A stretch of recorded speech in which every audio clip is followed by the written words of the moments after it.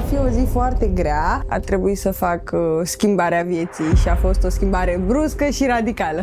Eu nu consider că am avut un șef. Eu am avut un mare prieten în domeniul ăsta care m-a ajutat. În spatele acestei industrii mi-e puțin frică. Regret doar că nu am evoluat atât de rapid cât mi-aș fi dorit. Haideți cu mine.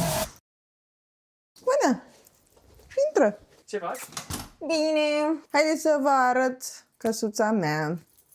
Ăsta este locul acela secret, locul ăla în care nu intră nimeni niciodată. Este locul meu în care o femeie trebuie să stea, din punctul meu de vedere, cel mai mult unde? În bucătărie. Da, eu petrec 10 ore în bucătărie. O să zic că sunt o femeie de casă. Câți bani faci tu din bucătărie ca bucătar? Ca bucătar faci destul de mulți bani. Lucrez doar cu un singur tocător și un cuțit întotdeauna și faci undeva la 500-700 de dolari pe zi. Eu zic că e decent. Deci îți merge bine bucătăria. Deci bucătăria mea este tamam bine și niciodată nu ne lipsește cafeaua ca să putem să stăm 10 ore. Acum, ăsta este locușorul meu în care vin eu și mă relaxez. Întotdeauna stau aici, mai gătesc și aici uneori, dar nu, aici mănânc. Aici de cele mai multe ori vin și mănânc, stau, mă uit la filme, ascult muzică. Am foarte multe jucării în schimb. Nu știu, încă am rămas la chestia aia de jucării, nu pot să dorm fără jucării. Cunoaște cineva asta? Eu cred că mult și-ar dori să stea pe el. De ce ne-am întâlnit noi azi? Ne-am întâlnit astăzi pentru că vreau să vă prezint o zi din viața Alesiei sau, mai bine zis, o zi cu Alesia. O zi cu Alesia este ceva wow. În fiecare zi se întâmplă câte ceva. Nu este nimic planificat, dar este ceva așa, wow, spontan, putem spune. Deci, cum v-am zis, mie îmi place foarte mult acest loc. Este viața mea bucătăria aceasta. Aici mănânc, fumez, gătesc și, nu în ultimul rând, vreau să vă povestesc despre ce va urma să facem noi pe parcurs. Astăzi ne vom pregăti intens pentru ceea ce vom face mâine. Mâine va fi o zi foarte grea, va fi așa o zi... Prima mea schimbare a vieții mele în 22 de ani. Vom face o operație foarte grea din punctul meu de vedere, foarte ușoară pentru alții. Nu zic nu, mi-e puțin frică, dar rămâne între noi. Dar, nu în ultimul rând, voi o să mergeți cu mine și o să fiți alături de mine. Bun, acum nu în ultimul rând, o să vreau să vă răspund multora dintre voi care aveți întrebări din astea, curiozități din astea foarte aprige, foarte aprinse, așa. O să luăm un mic interviu, apoi o să ne pregătim pentru ziua de mâine, ziua cea mare. O să mergem în locul în care ne-am format și suntem ceea ce suntem astăzi, adică la Top Agency, pentru a stabili ultimele detalii pentru mâine. Iar apoi o să mergem puțin să ne coafăm, pentru că trebuie să arătăm și noi bine totuși. Estetic, fizic, psihic. Ne vom revedea mâine pentru că trebuie să ne odihnim și să o luăm așa de la capăt. O schimbare din asta cu totul. Haideți cu mine. Povestește-ne despre tine. Ce să vă spun despre mine? Pe mine mă cheamă Alesia, am 22 de ani, vin din București. Inițial am început această carieră necunoscând absolut nimic despre ea, nu știam nimic despre această industrie, nu am avut cu cine să vorbesc despre ea. Am lucrat în finanțe, total diferit de ceea ce fac acum. Am început acest domeniu acum 1 an și jumătate, când mi-a apărut o reclamă pe TikTok. Am vrut să merg la un interviu, să văd cum decurg lucrurile, să mi se povestească. Am fost inițial invitată la o cafea și de acolo au decurs toate lucrurile care m-au făcut pe mine să devin ceea ce sunt astăzi. Top Agency a fost primul tău studio? Da, a fost primul meu studiu, a fost și cea mai bună experiență.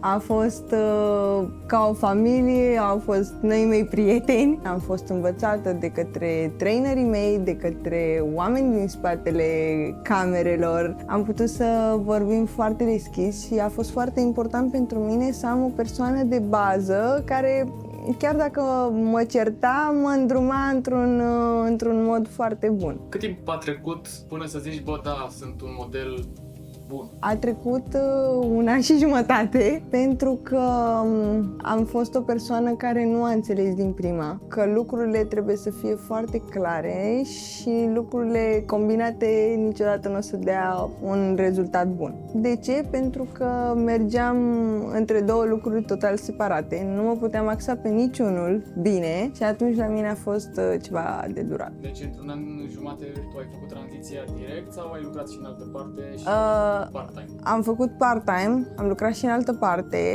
și abia după 1 an jumate a trebuit să fac schimbarea vieții și a fost o schimbare bruscă și radicală. Cât de profesionist ți se pare ție modul de lucru și așa mai departe, pentru că sunt foarte mulți care clamează industria asta de agricultură. Mi se pare o industrie foarte corectă, mi se pare un punct de lucru foarte curat, foarte ok.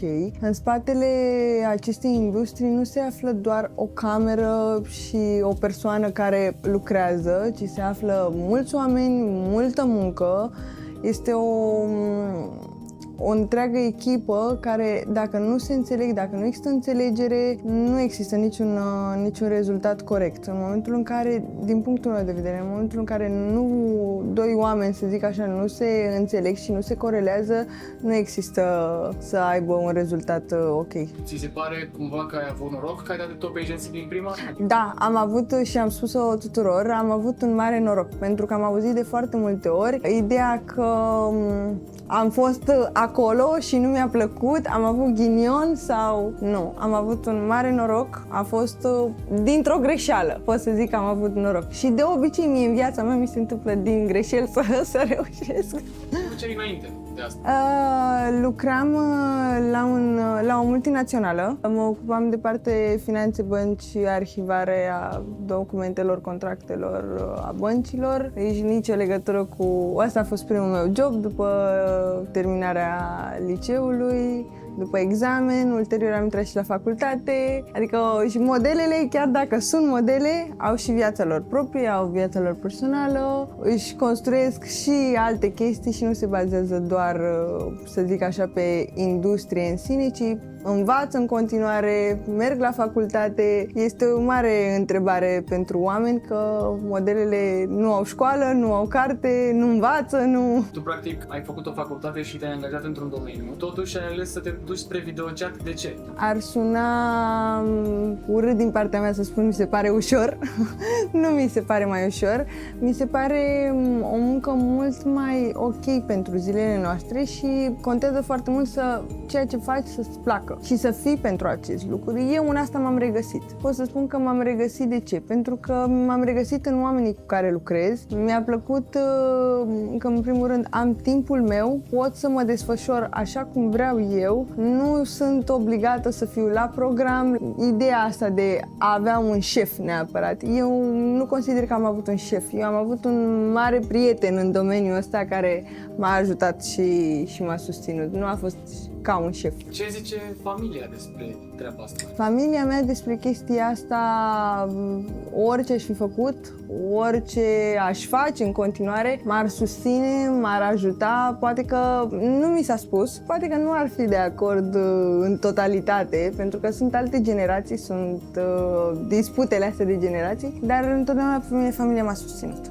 Orice am făcut și așa este bine, să te susțină în primul rând familia și apoi lumea din jurul tău. Din experiența mea, modelele cu care am lucrat, mi-au spus că au venit aici să facă videochat ca să se descopere pe el. Ai învățat ceva despre tine în toată perioada asta de videochat? Am învățat că sunt o persoană foarte răbdătoare, de fapt. Nu aveam răbdare înainte, trebuie să ai foarte multă răbdare cu oamenii, trebuie să te mulezi după fiecare persoană, după fiecare personalitate, trebuie să jonglezi oarecum cu oamenii ca să poți să ai un succes în momentul respectiv. De descoperit pe tine, nu ai cum să te descoperi pe tine. Poți să descoperi o latură a ta, adică eu așa consider. Deci, practic, nu e de ajuns doar să te dezbraci în fața camerei, practic trebuie să fii și un fel de psiholog. Psiholog este cel mai bun spus. Poți să fii, de fapt și de drept videochatul nu este doar a ne dezbrăca sau a arăta ceva, ci este foarte multă comunicare. Videochatul pe asta se bazează, din punctul meu de vedere, sau mai bine spus din experiența mea,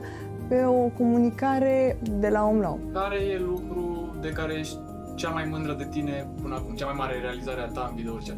Cea mai mare realizare a mea în videochat a fost că la un moment dat am spus că voi face ceva și acest lucru a fost să lucrez din mediul meu de acasă, să lucrez din confortul meu și nu a crezut nimeni, într-adevăr, din chestia asta și am reușit. Greu, a fost greu, dar am reușit să ridic un cont, să am o comunitate, nu am niște membri. Eu consider că am o comunitate care mă așteaptă în fiecare zi, care nu doresc nimic de la mine decât să mă întrebe doar ce fac, cum sunt. După chestia asta, probabil o să influențezi foarte multe modele să nu mai vrea să meargă la studio. Să nu mai vrea să meargă la studio, corect. Eu consider că fiecare om are norocul lui. Eu am spus-o și o repet. Dacă îți dorești ceva mai mult, mergi într-un studio, mergi și îți faci tu o carieră. Eu, la momentul respectiv, când eu mă aflam acolo, eram încă nesigură că vreau să fac chestia asta. Inițial, când am intrat în domeniul ăsta, am spus ceva part-time, o să renunț, nu o să stau mult, dar nu a fost așa. Într-un fel sau altul, regret că am plecat dintr-un studio, pentru că consider că aș fi avansat mult mai repede, aș fi evoluat mai rapid în acest domeniu și aș fi ajuns mult mai sus decât sunt acum.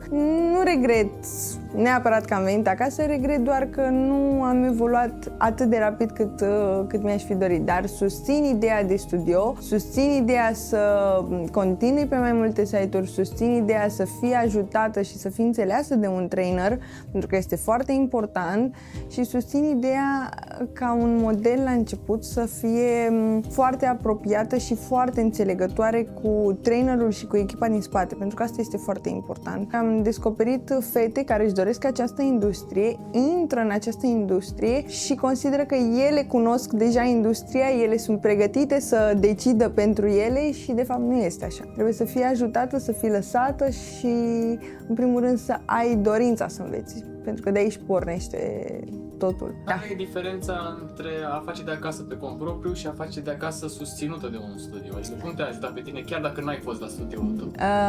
E o întrebare foarte bună. Pe mine studioul m-a ajutat la ce mod? La orice oră din zi și din noapte aveam nevoie, sunam, mi se răspundea, aveam idei noi din partea nu a unei persoane, ci a unei echipe. Aveam parte de training online, chiar dacă eu eram de acasă. Aveam parte și de ideea de încasări, rezultate, final, tură, absolut orice. Să faci pe cont propriu, chiar pe cont propriu, fără ajutorul unui studio, nu cred că există o reușită.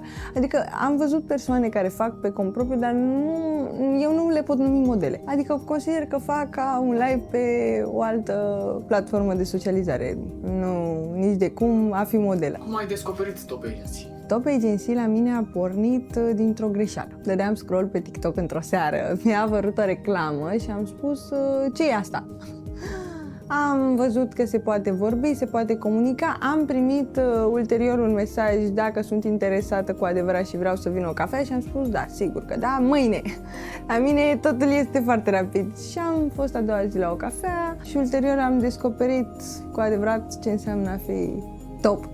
Și acum, după un an și jumătate, când te-ai stabilizat și tu în sfârșit pe partea asta de videochat, care e pasul următor? Pasul meu următor va fi, în primul și în primul rând, eu ca și persoană să mă schimb. La ce mod? Fizic. Ulterior vreau să mă axez foarte mult și să intru în partea de studio și să lăsăm acasă, în spate. Consider că lucru în mai multe site-uri este mult mai ok și mult mai avantajos din toate punctele de vedere. Ceea ce am făcut eu a fost un un site a fost norocul meu, să zic, pe care consider că nu toată lumea îl poate avea sau nu oricine îl mai poate avea, cum l-am avut eu în perioada aceea. Mâine urmează să faci niște operații. Ce operații urmează să faci? Urmează să facem cea mai importantă operație a vieții mele și aceasta reprezintă nasul, adică operație de rinoplastie. Asta a fost o problemă a mea de dinainte să intru în această industrie. Într-adevăr, nu aveam puterea asta să zic, mă voi opera, voi fi foarte sigură că voi face această intervenție, dar văzând schimbarea, lucrând în domeniu, vreau mai mult de la mine, de la cum arăt eu, de la aspectul meu și operație de implant mamar. Pentru operațiile astea, te-ai sfătuit cu studio? Da, am colaborat cu ei, ei m-au ajutat, am mers foarte mult pe recomandarea lor, ei mi-au căutat cel mai bun doctor din România, am stat foarte mult timp, sunt câteva luni de zile de când căutăm o variantă, nu a fost nimic. Azi vreau să mă operez și mâine să o fac. Nu m-au lăsat singură, deși până la urmă puteam să mă duc singură și să fac ce voiam eu, dar am preferat să merg pe mâna lor, să am susținerea din partea lor. Au fost cu mine, au vorbit pentru mine, ei m-au ajutat, ei mi-au recomandat ce e bine, ce e rău și așa mai departe. Și operația asta presupun că are nevoie de niște recuperare. Ce o să faci până te recuperezi și cât durează să te recuperezi? Practic rămâi fără job până te recuperezi. Da. Aici este o întrebare foarte bună. Recuperarea asta sper să fie foarte rapidă. Nu este vorba de operație în sine asupra mea, ci psihic vorbind sunt obișnuită să intru în mediul ăsta, oamenii pe mine mă așteaptă, oamenii sunt membri care intră în fiecare zi să vadă doar dacă sunt online și să mă vadă. Îmi lasă mesaj, de ce nu ești online, de ce nu vii, de când vii? Adică o să fie o perioadă foarte grea, sper să fie recuperarea destul de rapidă, iar în perioada asta tot voi fi online, tot voi fi activă, dar voi fi activă doar pentru a vorbi și a povesti oamenilor ce am făcut, ce s-a întâmplat și pentru a mă vedea că sunt ok, bine. Adică voi face o pauză probabil de câteva zile, dar nu în perioada aceea cum se stă în mod normal, o lună, 2, 3 inactivă. Dacă te-ai întâlnit tu cu tine acum 3 ani, ce ți-ai spune? Ce sfat ți-ai dat ție? Nu știu, mi-aș da un sfat să fiu mult mai încrezătoare în mine. Cred că asta este. Eu nu aveam încredere deloc în mine. Adică consideram că trăiam într-o monotonie foarte mare și consideram că totul trebuie făcut așa, strict, mot-a-mot, o rutină zilnică și cam atât. Nu, viața nu este despre o rutină zilnică, viața este despre propriile alegeri, viața este despre a fi fericit în fiecare zi, despre a face lucruri care te fac fericit, despre a fi tu însuți și nu a fi o persoană care întotdeauna este supărată, este frustrată, pentru că foarte mulți oameni și foarte mulți tineri de vârsta mea sunt foarte frustrați, mai ales când aud de această industrie și ajung să aibă o frustrare pentru că ei nu pot să evolueze sau psihic vorbind ei nu sunt pregătiți să evolueze și se complac într-o situație în care îi frustrează și atunci pentru mine viața însemna fericire și o frustrare zilnică.